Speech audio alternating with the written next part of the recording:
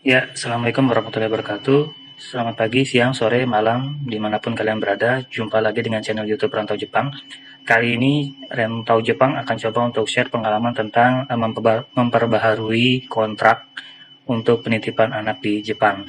Jadi di Jepang itu penitipan anak atau istilahnya nursery, bahasa Jepangnya hoikuen itu ada masa berlakunya. Jadi biasanya nanti setiap 6 bulan sekali itu akan dikirimkan amplop. Nah, ini contoh amplopnya ya. Amplopnya ini dikirimkan dari City World atau Shiakusho. Jadi Shiakusho itu dia dikirimkan ke rumah untuk diperbarui data-datanya. Data-data apa yang harus diperbarui? Nanti kita lihat ya. Oke. Ini dalam amplop ini ada macam-macam ya. Tapi nggak semuanya disuruh, hanya beberapa aja. Kalau untuk yang pernah menitipkan anak di Hoikuen dan ingin berperpanjang, ada beberapa syarat atau dokumen yang harus disertakan. Dan ini kebetulan untuk yang periode berikutnya. Jadi saya harus untuk dari bulan Oktober ya sampai nanti tahun depan itu saya harus submit paling lambat tanggal 26 Oktober ini 2021 ya. Ini paling lambat. Jadi sebaiknya sebelum tanggal ini kita harus sudah submit. Takutnya nanti biasanya ada revisi-revisi gitu. Kalau misalkan ternyata jam kerjanya kurang gitu atau harus kemana-kemananya, jadi kita bisa revisi. Ini dulu juga sempat pernah terjadi ke saya gitu. Jadi biasanya saya tuh kirim biasanya paling lambat seminggu sebelum deadline ini. Oke. Kemudian, nah ini adalah surat keterangan kerja. Kalau bahasa Jepangnya itu adalah Jaishoku Someisho atau istilahnya kalau diterjemahkan bahasa Indonesia artinya sertifikat jabatan ya.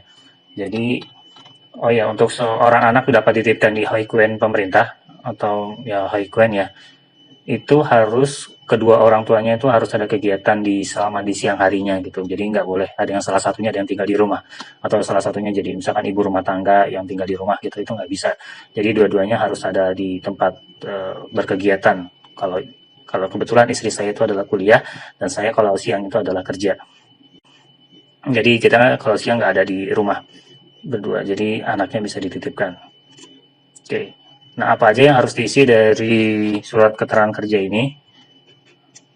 Oh ya, surat keterangan kerja ini ada dua, dikasih 2 lembar. Ini hijau ya warnanya. Jadi yang satu itu buat saya, yang satu lagi buat istri saya, gitu. Jadi masing-masing itu harus menyertakan bukti surat keterangan kerjanya. Oke, ini contoh pengisiannya. Ini yang punya istri saya ya, yang kuliah. Kalau kuliah gimana formatnya? Mungkin dari yang pertama ini ya saya ceritain dulu. Ini waktu yang diperlukan dari rumah sampai ke tempat universitas atau tempat sekolah. Ini karena nggak terlalu jauh dari rumah kita, jadi butuh waktu sekitar 15 menit jalan kaki. Gitu. Kira-kira 15 menit. Kemudian ini adalah lokasinya. Lokasinya di mana? Kalau istri saya mungkin di universitas, misalkan di Universitas Kyoto, misalkan itu saja Universitas Kyoto. Jadi nanti yang ngisi itu adalah bagiannya diisi oleh sekretariatnya ya. Kalau tunjukin aja nanti ke bagian sekretariatnya. Jadi nanti sekretariatnya yang akan ngisi. Karena setelah diisi nanti dia akan ngecap gitu. Ini yang kedua ini adalah nama kantornya, nama instansinya. Kalau yang ini adalah orang yang bertanggung jawab atau orang yang dapat dihubungi. Dan ini sertanya nomor telepon nanti. Jadi biasanya nanti kalau sudah disubmit dokumen ini, Hoikuen atau itu akan mengecek, menelpon ke alamat ini. Jadi nggak sembarangan. Apakah benar orang yang bersangkutan itu bekerja di tempat yang dimaksud? Kalau enggak itu ya mungkin nanti akan ditolak anaknya untuk dititipkan. Oke, yang ini adalah biodata dari ini ya, istri saya. Ini berarti nama istri saya di sini. Kerjanya sebagai apa? Apakah ini pekerja tetap ataukah sebagai freelancer atau baito? Kalau yang ini staf kontrak. Kalau yang ini adalah apakah sebagai tenaga ahli panggilan aja. Oke, kemudian yang ini adalah periode kontraknya ya, periode kerjanya dari bulan apa sampai bulan apa gitu. Oke, ini kalau ada perubahan data ataukah misalkan nanti ada perbaharuan kontrak ya kalau ini enggak. Oke, nah ini karena istri saya bekerjanya full time di kampus, jadinya dicentang dari Senin sampai Jumat. Kalau yang ini untuk yang berhubungan dengan kayak kontrak ya, sistem shift pagi bisa malam, jadi shift-shiftan gitu. Kalau yang ini udah full atau jadwalnya udah fix gitu ya, jadi nggak ada shift-shiftan. Ini berarti kerjanya dari 9.30 sampai jam setengah 5 gitu. Oke, per harinya dia kerja 7 jam, per bulannya itu adalah 147 jam. Oke, kalau yang ini kayaknya pengurangan kerjanya ada apa enggak ya? Gitu.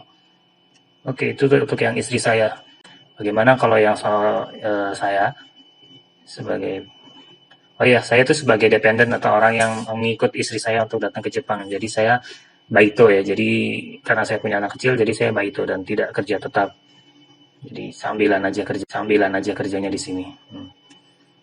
Ini contohnya, misalkan ini ya nama. Oke, sama seperti tadi. Ini adalah daftar instansinya, sama nanti capnya ya. Ini tanggal hari submitnya, tanggal dibuatnya. Kemudian yang ini nama saya, kemudian kerjanya sebagai apa, baito juga, dari periodenya kapan sampai kapan, ada perubahan data nggak ada gitu. Oke, nah kemudian karena saya kerjanya shift-shiftan, jadi saya kerja tuh dari nggak pasti ya, jadi dalam seminggu itu kadang bisa masuk hari seminggu itu 2 kali, kadang 3 kali gitu. Jadi karena itu makanya dimasukkan ke dalam kategori shift-shiftan ini. Jadi saya kerja mulai kerjanya jam 10.30 sampai jam 3. Rata-rata hari kerja saya itu adalah 4 hari dan per bulannya sekitar 64 jam. Kalau yang ini adalah 3 bulan terakhir. Nah, 3 bulan terakhir jadwal kerja saya kemarin berapa jam sih? Gitu. Berapa kali saya kerja dalam sebulan? Ini ya, ini bulan 7, bulan 8, bulan 9. Kemudian ini dari tempat saya kerja sampai ke rumah atau sebalik ya, dari rumah ke tempat saya kerja itu berapa menit, berapa jam perjalanan, berapa lama perjalanan. Ini adalah 1 jam dan 0 menit. Ini berbeda dengan yang tadi. Kebetulan saya pernah mengcopy dokumen ini sebelumnya, di dokumen sebelumnya. Jadi ada perbedaan sedikit. Gitu. Ada perbedaan sedikit. Kalau yang tadi ini kan warnanya hijau dan ini ada penambahan di sini. Jadi waktu kerjanya dari rumah ke tempat kerja itu berapa menitnya itu ada di sini. Sedangkan yang format yang lama itu ada di bawah sini. Gitu.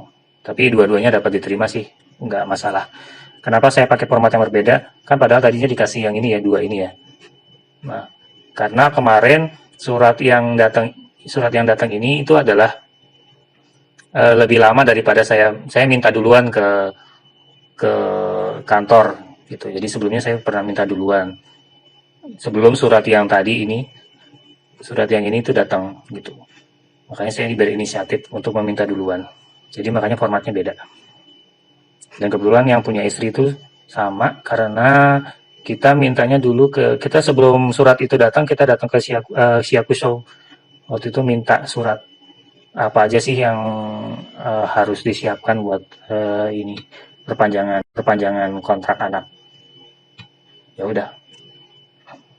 Kemudian ini ada 1 lembar yang penting, ini dapat di dalamnya juga ya tadi ya. Ini kayak semacam jadwal apa sih, kayak silsilah keluarga atau ya biografi anak ya, di rumahnya siapa, dan ini kayak kelasnya di mana nanti gitu.